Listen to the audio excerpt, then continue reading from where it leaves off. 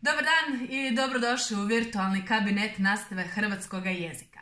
Moje ime je Marta Narančić, profesorica sam hrvatskog jezika u gimnaziji i danas ću vam napraviti kratko ponavljanje glagola.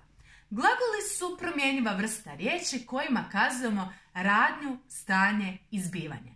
Pa tako je osnovna podjela glagola na glagole radnje, glagole stanja i glagole zbivanja. Glagoli radnje su kada nam subjekt nešto radi svjesno, poput govoriti, pisati. Glagoli stanja su kada nešto radi nesvjesno, poput disati ili misliti, a glagoli zbivanja vezivani su najčešće uz prirodne pojave, poput kišiti, grmiti. Dakle, glagoli radnje, stanja i glagoli zbivanja. Osim ovoga, postoji podjela glagola po vidu. Glagoli po vidu mogu biti svršeni, nesvršeni i dvovidni. Svršeni glagoli su oni glagoli u kojima je radnja završena, poput izgovoriti, poput istrčati, poput napisati. Dakle, radnja je gotova. Nesvršeni glagoli su oni u kojima radnja još uvijek traje, poput govoriti, pisati, trčati. A dvovidni glagoli su oni kojima u stvari ne možemo odrediti vid. Vid može biti i jedan i drugi. To su glagoli poput doručkovati, ručati, večerati i sl. Dakle, ovo su bili glagoli po vidu. Svršeni, nesvršeni i dvovidni. Osim ovoga, postoji podjela glagola po predmetu radnje. Podjela glagola po predmetu radnje vam je podjela glagola po prijelaznosti. Znači, prelazi li neka radnja na nešto ili ne prelazi? O čemu se ovdje točno radi, objasnit ću vam. Ako imate subjekt tipa Marta, imate predikat tipa pisati i imate objekt tipa zadaću. Pa sada, rečenicu možemo posložiti nešto tipa Marta piše zadaću. Marta nam je ovdje subjekt, piše nam je predikat, a ovo zadaću nam je objekt. Objekt je imenica, u ovom slučaju u akuzativu, što znači da odgovara na pitanje koga ili što. Točnije, ovdje odgovara na pitanje što, jer se radi o neživom. Marta piše, što Marta piše? Marta piše zadaću. Dakle, radnja ovdje s Marte, sa subjekta, prelazi na zadaću. To znači da je radnja pisanja prešla sa subjekta na samu zadaću. Dakle, ukoliko možete na glagol postaviti pitanje što, radi vam se o prijelaznom glagolu. Pa ako kažem govorim, pišem, gledam, radim, svaki put možete postaviti pitanje što. Ukoliko možete postaviti to pitanje što, radi se o prijelaznim glagolima.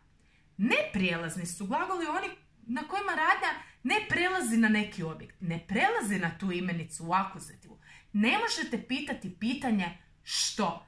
To su glagoli koji sami po sebi iznose potpunu obavijest. Dakle, ne možemo pitati što. Primjer, disati. Nećeš pitati disati što. Ili trčati. Nećeš pitati što. Dakle, to su glagoli koji u potpunosti prenose obavijest i bez tog pitanja što.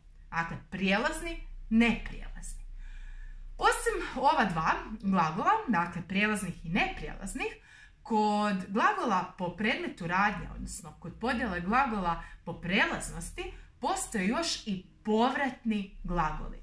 Povratni su oni glagoli koji u sebe imaju povratnu zamjenicu sebe, odnosno se. To vam je primjer glagola veseliti se, umivati se, tuširati se. To znači da se radnja vraća natrag na subjekt. Točnije da subjekt vrši radnju na samome sebi. To su nam povratni glagoli. Radnja se sa subjekta vraća natrag na subjekt. Ponovit ću, postoje prijelazni, neprijelazni i povratni glagoli. Osim ovoga, glagoli imaju glagolska vremena, glagolska stanja.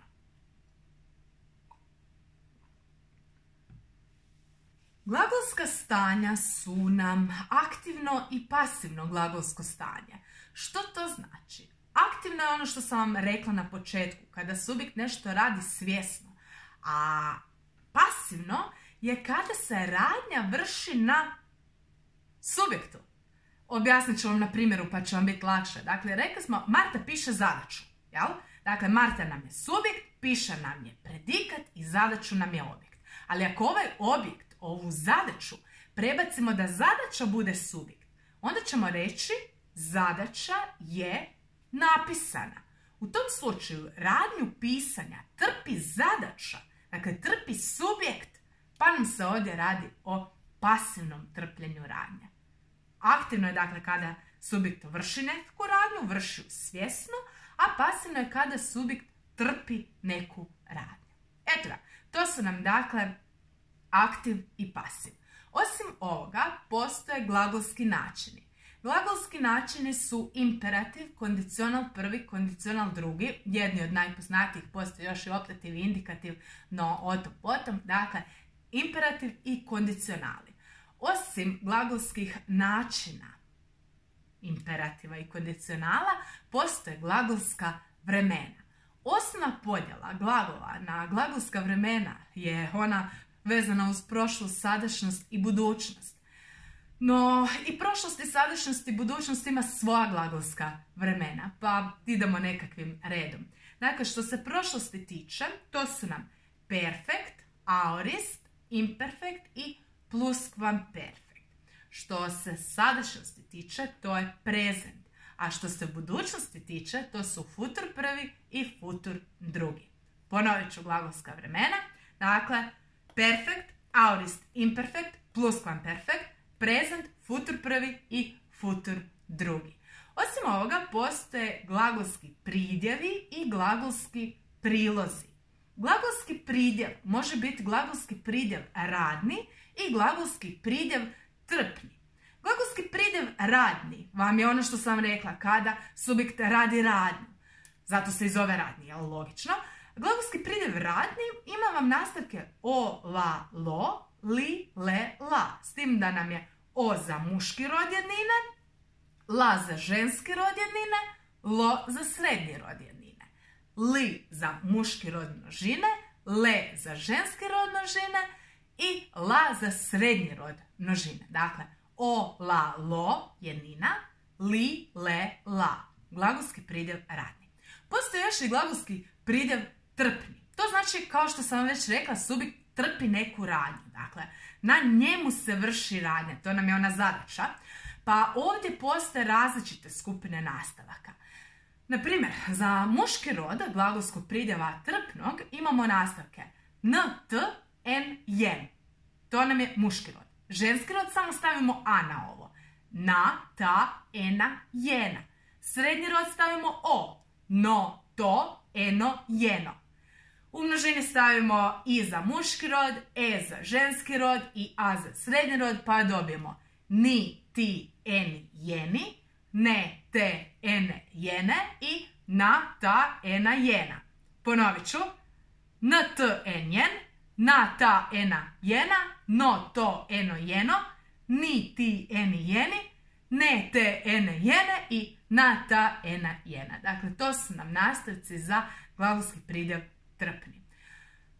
Primjer, pisan, pisana, pisano, pisani, pisane, pisana.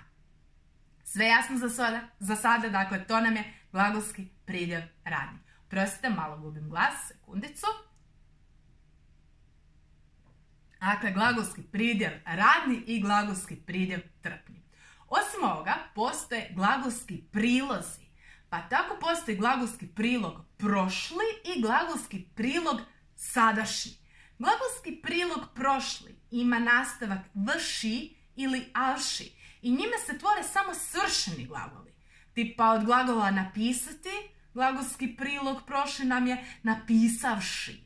A glagolski prilog sadašnji, od njega se najčešće tvore samo nesvršeni glagoli i on ima nastavak či, tipa pišući.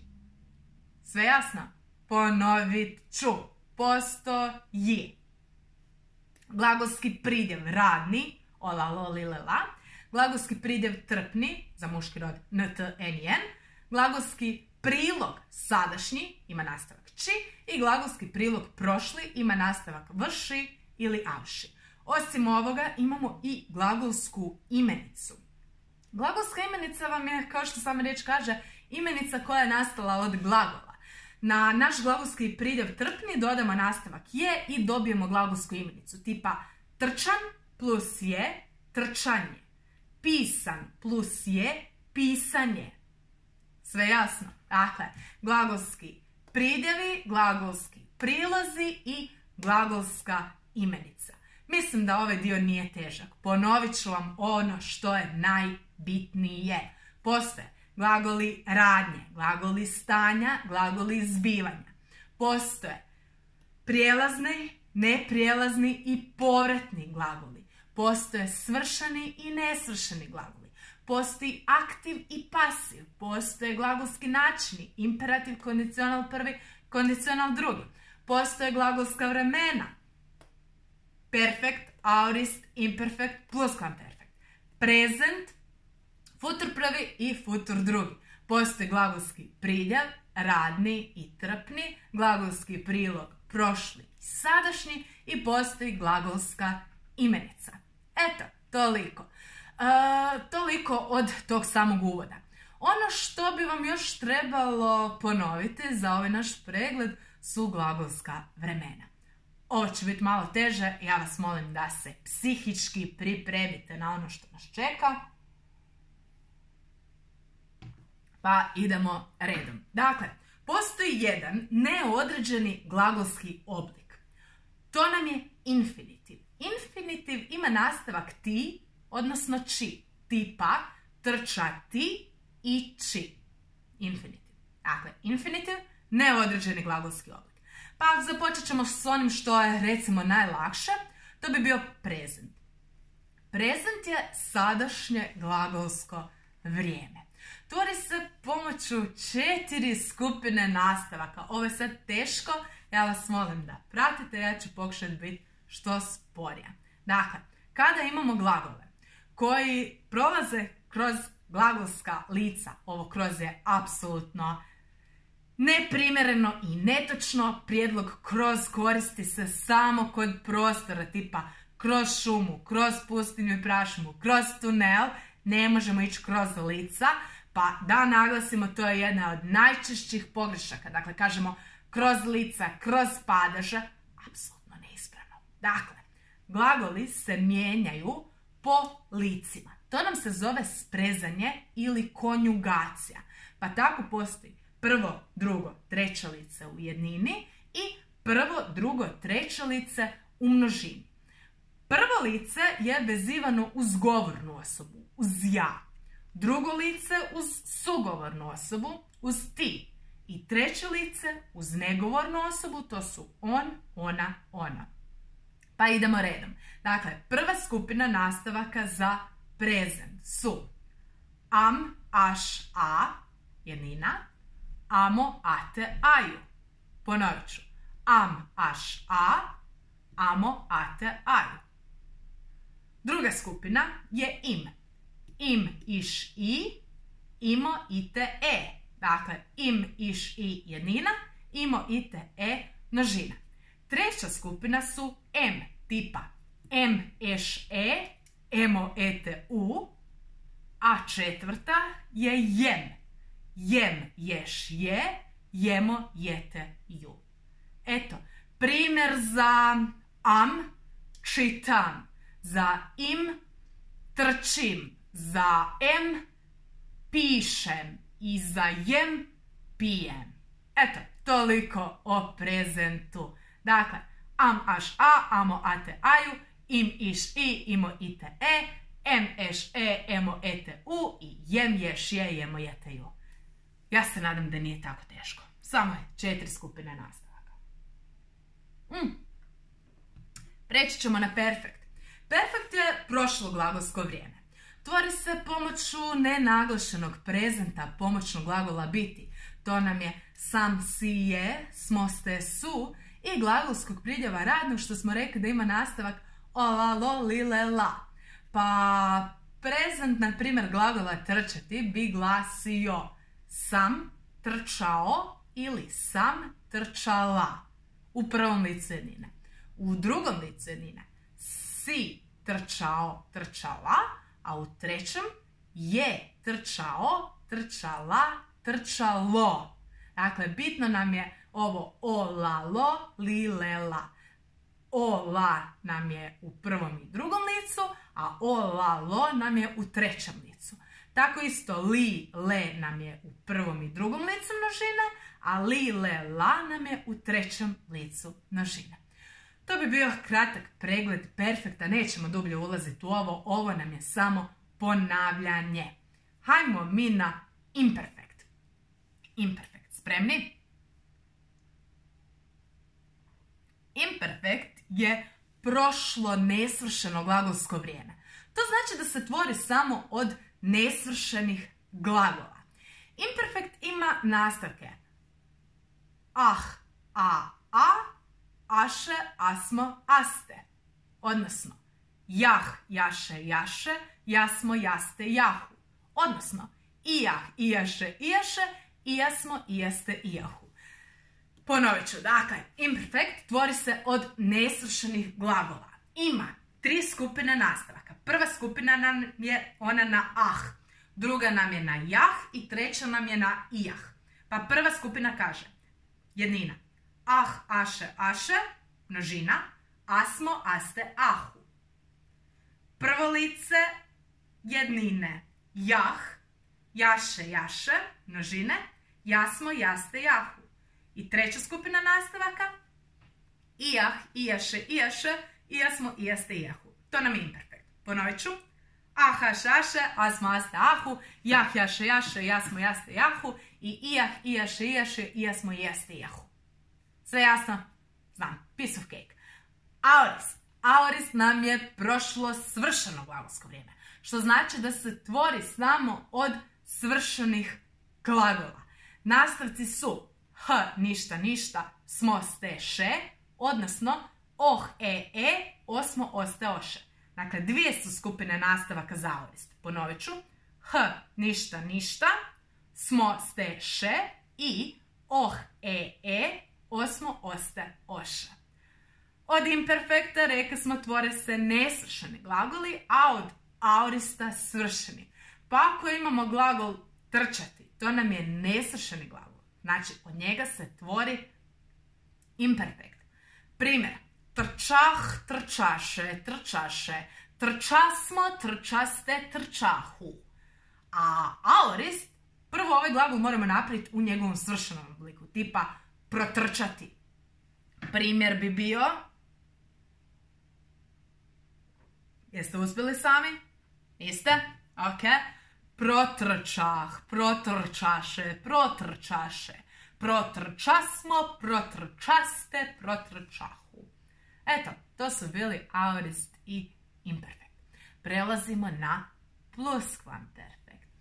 Pluskvamperfekt je predprošlo glagolsko vrijeme. To znači da se neka radnja u prošlosti događa prije neke druge radnje u prošlosti. Pluskvamperfekt nam se tvori od imperfekta pomoćnog glagola biti i od glagolskog pridjeva radnog. Ili od perfekta pomoćnog glagola biti i glagolskog pridjeva radnog.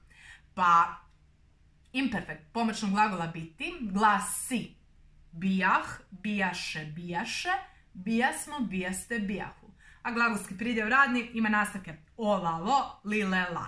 Pa primjer pluskvamperfekta je bijah, trčao ili trčala. Bijaše, trčao, trčala. To nam je sa imperfektom. Sa perfektom je bio sam trčao, odnosno bila sam trčala. Evo, pluskvamperfekt je onako dosta težak, no što ga više vježbate, to će vam biti bolje. Ovo je samo kratak pregled tvorbe. Dobro, dakle, ovo nije učenje pluskvamperfekta, ovo je samo pregled, pa će vam ovo biti dosta za sada. Dakle, tvori se od imperfekta ili perfekta pomoćnog glagola biti i glagolskog pridjeva radnoga. Toliko o pluskvamperfektu. Idemo na buduća glagolska vremena. To su futur prvi i futur drugi. Futur prvi je buduće glagolsko vrijeme, a futur drugi predbuduće glagolsko vrijeme. Futur prvi tvori se od nenaglašenog prezenta pomoćnog glagola htjeti i infinitiva. Nenaglašeni prezent pomoćnog glagola htjeti je ču, češ, če, ćemo, ćete, če, a infinitiv nam ima nastavak ti ili rekli smo či. Pa primjer futura prvog je ču trčati, češ trčati, če trčati. Dobro? Je? Ok. Futur drugi radi nam se o svršenom prezentu pomoćnog glagola biti i glagolskog pridjeva radi. Svršeni prezent pomoćnog glagola biti je budem, budeš, bude, budemo, budete, budu. A glagolski pridjev radi ima nastavke ova, lo, lile, la, pa primjer bi bio budem trčao, trčala, budeš trčao, trčala, bude trčao, trčala, trčalo. Eto, toliko o futuru. Idemo mi na glagolske načine. Još to i gotovi smo s ovim pregledom.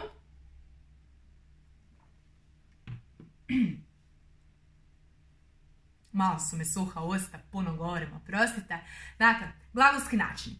Postoji imperativ. Imperativ je zapovjedni glagolski način. Imperativ nema prvo lice jednine jer logično je, ne možeš nešto narediti samom sebi. U drugom licu, evo opet ćemo uzeti taj glagol trčati, bi glasio trči. A treće lice nam se tvori pomoću čestice neka i prezenta treće lice jednine. Dakle, neka trči. U prvom licu množine trčimo, u drugom licu trčite i treće lice opet imamo tu česticu neka, pa dobijemo neka trče. Ako ponovit ćemo, prvo lice nema, trči, neka trči, trčimo, trčite, neka trče. Sve jasno? Je? Ok. Kondicionali. Dakle, postoji kondicional prvi i kondicional drugi. Kondicional prvi tvori se od aorista pomoćnog glagola biti, to nam je bih, bi, bismo, biste, bi i glagolskog pridjeva radnog. Vrlo nam je bitan ovaj aorist. Zašto? Zato što ljudi često griješe, pa u svim licima kažu bi. Dakle, ja bi, ti bi, mi bi, vi bi, sve bi. E pa nije bi, nego je ja bih, ti bi, on bi, mi bismo, vi biste i oni bi. Pa ponovit ću, dakle, kondicional prvi tvori se od bi, bismo, biste, bi i ola, lo, lile, la. Dakle, kondicional prvi je bih trčao, trčala. Bi trčao, trčala. Bi trčao, trčala, trčalo. Eto, kondicional drugi tvori se od kondicionala prvog pomoćnog glagola biti i glagolskog pridjeva radnog. Kondicional prvi pomoćnog glagola biti glasi bio, bila, bih. Bio, bila, bi. Bio, bila, bilo, bi. Bili, bile, bismo. Bili, bile, biste. Bili, bile, bila, bi. Dobro? To nam je kondicional prvi pomoćnog glagola biti. A glagolski pridjev radni je ola, lo, lile, la. Pa kondicional drugi glagola trčati glasi bio, bih trčao ili bila, bih trčala. A kondicional prvi bio, bih trčao, odnosno bila, bih trčala. Eto, mislim da ovaj dio nije tako težak. Dakle, danas ste mogli ponoviti glagole, glavnu podjelu glagola, glagolske pridjeve, priloge, imenice, glagolske načine i glagolska vremena te njihovu tvorbu, neke najvažnije nastavke za tu istu tvorbu. Toliko od mene za sada. Ovo je bio kanal Hrvatskoj zemlji čudesa. Ja vas molim da se pretplatite na kanal. Sve vezano uz ovo nalazit će vam se u uručku u opisu ovog videa. Evo, pa niste trebali ništa pisati. Ja se nadam da ste samo pratili. I još jednom se ispričavam na tome što polako gubim glas. Dosta je videa za danas. Evo ga, ugodan dan svima, doviđenja, hakuna matata, čao, bo.